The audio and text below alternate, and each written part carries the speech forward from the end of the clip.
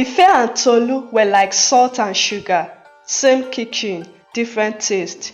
Born just 2 years apart, they grew up in the same tiny flat in Ketu, Lagos. Their mother, Mama Ronke, was a petty trader who sold everything from onions to okrika brass just to keep them in school. Ife, the younger one, was the quiet genius. You know, that kind of girl that reads with torchlight under the mosquito net? That was her. Tolu, beauty and vibes. She had dropped out of Polytechnic after one semester and said school wasn't for big girls with better plans. One hot afternoon, everything changed. Ife had gone to help at a community health outreach organized by a church NGO. She didn't plan to talk, but when the volunteer nurse didn't show up, they asked her to explain some basic hygiene to their children. She spoke so well. Clear English, full of passion. The woman watching from the back, Mama Ina, nobody knew she was a rich philanthropist who secretly sponsored girls to study abroad. After the program, Mama Ina quietly called Ife aside. My dear, what is your name? Ifeoluwama. And what do you want to become in life? A doctor, ma. And what if someone wants to help you? Would you accept? That question shook Ife. That night, Ife knelt beside her bed and cried. She didn't tell anyone, not even Tolu. Mama Ina said to keep it quiet until the formal documents were ready. It was a full scholarship to Canada. All she needed was patience. But Tolu was watching, and she wasn't about to let her younger sister leave her behind. That night, Ife couldn't sleep. She lay on the old mattress she shared with Tolu, staring at the ceiling fan that didn't work unless NEPA cooperated. Her heart was dancing inside her chest like it wanted to jump out and tell the world, we made it. But she kept quiet, even when Tolu asked, why you dey smile like goat wey see yam? Ife just smiled wider and hugged her pillow. She wanted to tell someone, she really did, but Mama Ina had warned her gently. My dear, not everyone around you will be happy for you. Keep this between us for now. I will handle all the paperwork and call you when it is time. And so, for the next 1 week, Ife became a new person. She walked with a new kind of hope. Her footsteps had bounced. Even the sound of Mama Ronke shouting in the kitchen didn't shake her anymore. Meanwhile, let me tell you about Mama Ina. Nobody in the neighborhood knew the old woman who sat at the back of the health outreach was worth over 200 million naira. She dressed like an ordinary market woman, Ankara wrapper, rubber slippers, and a plain scarf. But that woman had sent 15 girls abroad already. Quietly, she believed in investing in those who had no voice, no power, no chance. And when she saw Ife, something in her spirit said, this one will shine. She started the paperwork immediately. She even sent a man from her NGO to drop a medical form at Ife's house while pretending to be a courier. Ife quickly signed and returned it, still keeping everything hush-hush. She even used a different SIM card to talk to them and hid it inside an old Bible on their shelf. But you see, even secrets wrapped in Bibles can still be discovered, especially in a house where jealousy sleeps in the next bed. One evening, while Ife was in the kitchen boiling yam, Tolu went to search for her favorite lip gloss in their shared box, but what she found instead was the SIM card. She inserted it in her own phone. The first message that popped up, hello Miss Ifeoluwa, your visa interview date has been confirmed. Congratulations again. See you soon. Tolu froze, her eyes widened, and slowly an idea entered her mind. That night, Tolu entered the room with a forced smile on her face. She stood by the door for a moment, just watching her sister folding clothes. Ife, she said softly. Ife looked up. Yes, sister. Tolu walked in, slow and calculated, like someone carrying a secret behind their back. You've changed. Ife's heart skipped. Changed? How? You've been smiling like somebody that just won lottery. Tolu said with a small laugh. Something is going on and you didn't tell me. Me, your own blood? Ife froze. Her hands paused on her wrapper. There is nothing. I've been praying a lot. Tolu came closer and sat beside her. But Ifeoluwa, I'm your sister. You know I always want what is best for you. That statement sounded like comfort, but it felt like a knife wrapped in velvet. Tolu gently pulled her sister's head onto her shoulder and stroked her hair. I know you are hiding something, but don't worry. When you are ready, you will tell me. Just know, I'm happy for you, whatever it is. Ife smiled. She felt guilty for not opening up, but Mama Ina's words kept echoing in her spirit. Keep this between us. The moment Ife stepped out to fetch water, Tolu locked the door and picked up the SIM card again. She had already memorized the name, Mama Ina Foundation for Future Women. She searched it online with her small Infinix phone. The logo matched the one on the courier envelope Ife had received 2 days ago. Tolu's heart pounded. Canada scholarship, all expense paid. Medical sciences, she read out loud. Her mind was racing. She dey go Canada? Me, I go dey here, dey sell bra with mommy. Her jaw tightened. That night, she began practicing Ife's signature using a pencil and a notebook.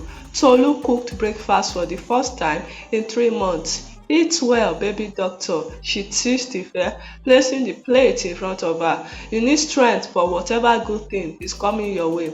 Ife looked at her, surprised but happy. Thank you, sister.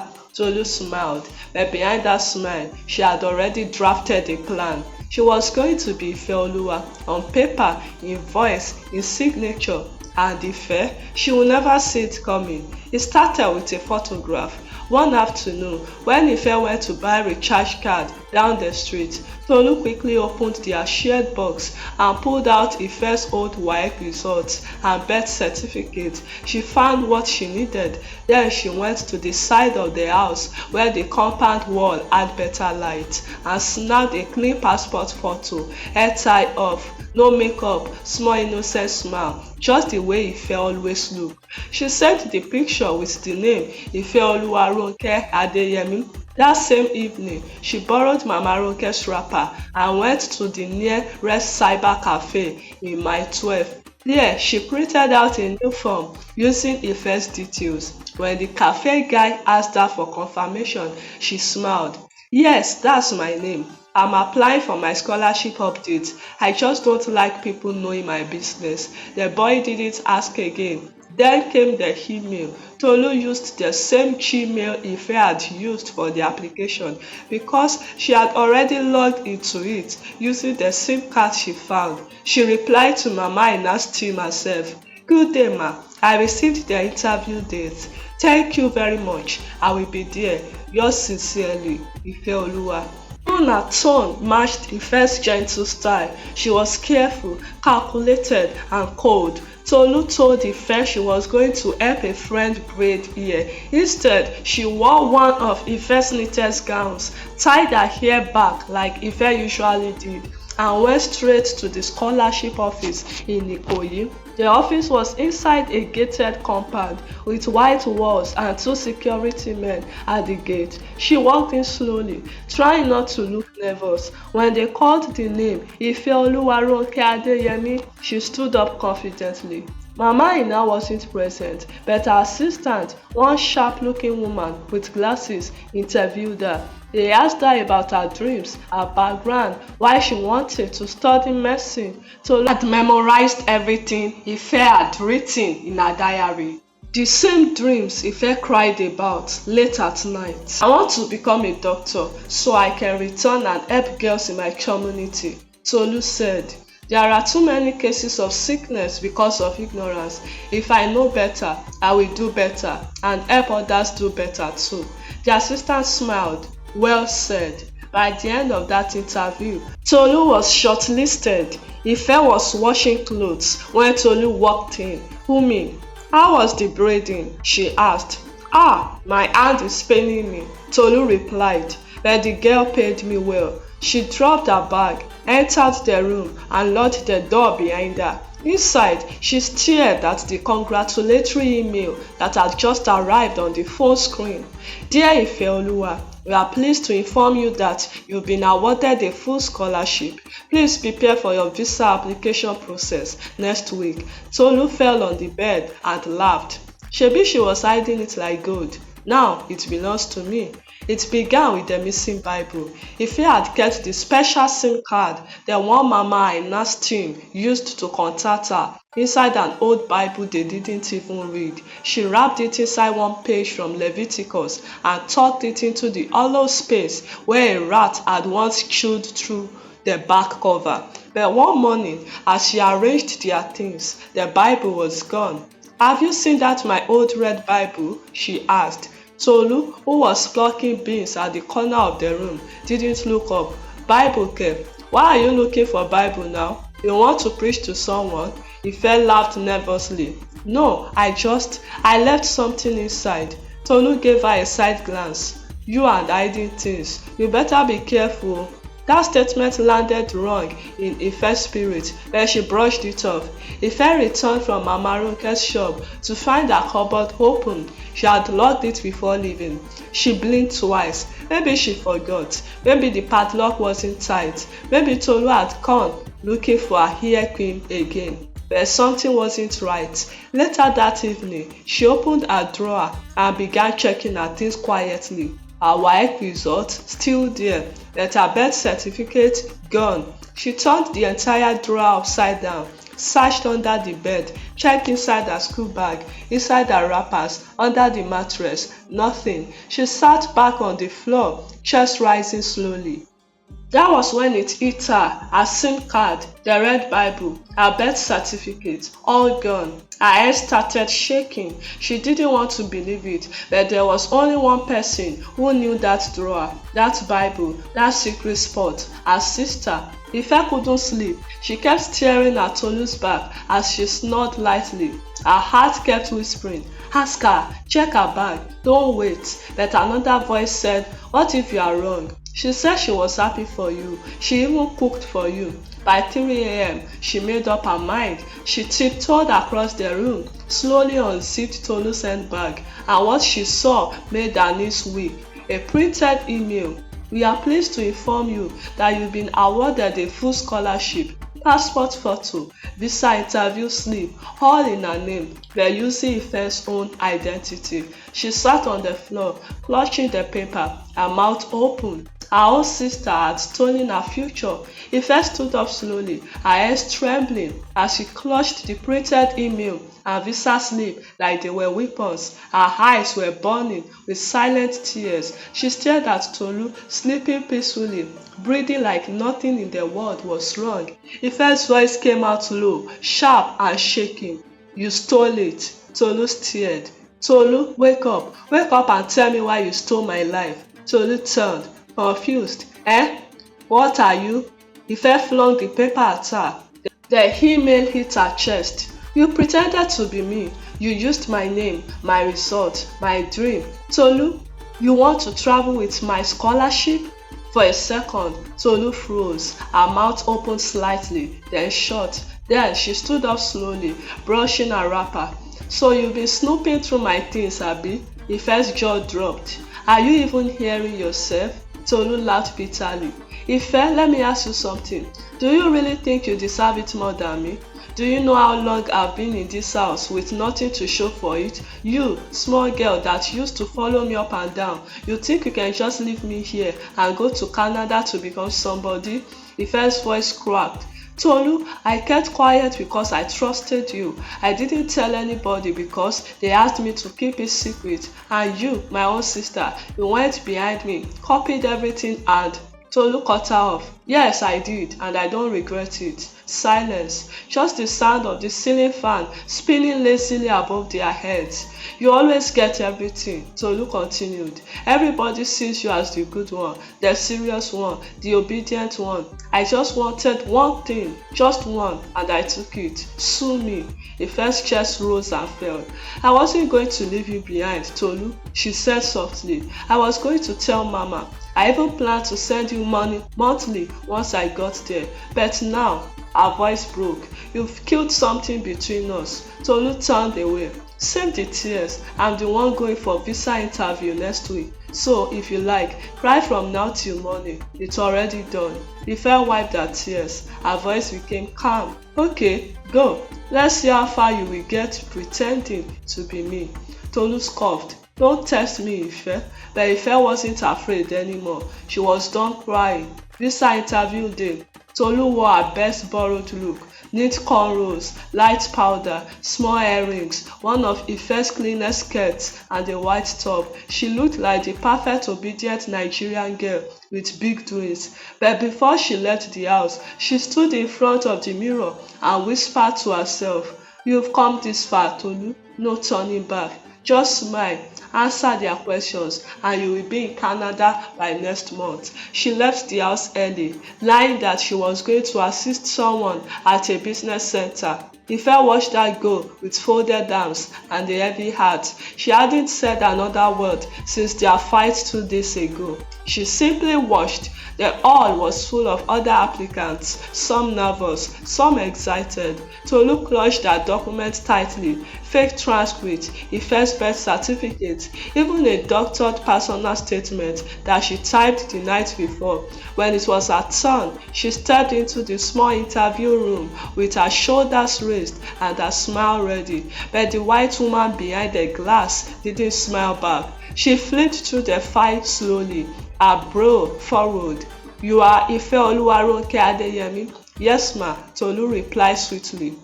"Born October 17, 2002? "Yes, ma." The woman tilted her head. Your voice doesn't match the recording we got from your initial screening." Tolu's heart skipped. "Sorry, ma," she asked, pretending to laugh. The woman leaned forward. "You sound very different from your medical outreach session clip. We have all scholarship recipient voices recorded for verification. You know that, right?" Tolu's face drained. Before she could reply, another woman entered the room, holding a folder. She looked at Tolu, then down at the paper, then back at Tolu. "You are not Ifeoluwa," the woman said quietly. Tolu opened her mouth, but no words came out. "You've impersonated someone. That's a criminal offense," the white lady added. "Security, please escort her out." Tolu panicked. Wait, please let me explain. She's my sister. She doesn't even want it like I do. Please, I was just..." The security man already had his hand on her arm. "Madam, no drama. Step out." As she was dragged towards the door, she turned and screamed, "Tell Ife she is wicked. She should have stayed silent." But nobody listened. Tolu was escorted out of the building like a thief. Meanwhile, at home, Ife received a message. "Thank you for the clarification. Your interview has been rescheduled. We apologize for the mix-up. Looking forward to seeing you in person." She closed the message and looked out the window. Tolu wasn't home yet, and deep in her heart, Ife knew this wasn't the end of the drama, not with Tolu. Tolu returned home that evening, looking like a shadow of herself. Her white top was stained with sweat and dust. Her wig was in her hand. She didn't greet anybody. She just walked in, dropped her bag on the floor, and sat on the edge of the bed. Ife looked up from where she was sewing her skirt. Silence. For a few seconds, both sisters sat in that tiny room, breathing the same hot air, but living in two different worlds. Then Tolu whispered, "So you told them?" Ife replied without looking up, "I didn't need to. God told them." Tolu let out a dry laugh. "I just wanted a better life, Ife. I was tired of being the useless one." Ife dropped her needle and looked at her. "You don't steal someone else's journey to create your own. That's not how light works." Tolu's eyes welled with tears. "They said they will blacklist me. I can't apply for anything again." Ife sighed. "Then maybe it's time to start again, properly." 1 week later, Ife stood in front of a tall glass building in Ikoyi, dressed simply but radiating peace. Her real appointment was today. The security man checked her name and let her in with a smile. Inside, Mama Ina was waiting. The old woman stood and hugged her. My dear, I'm sorry you had to go through all that, but now we start fresh.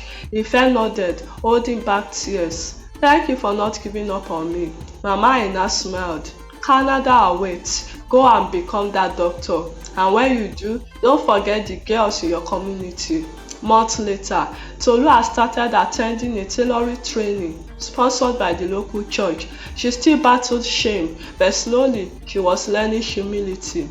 He first sent letters from Canada, photos, money, forgiveness. One day, Mama Ronke called both girls on a video call. They laughed, cried, talked like sisters again, slowly stitching what had torn between them. Because in the end, what Tolu took wasn't really the scholarship, it was trust. And when you break trust, it is not just someone's future you damage your own.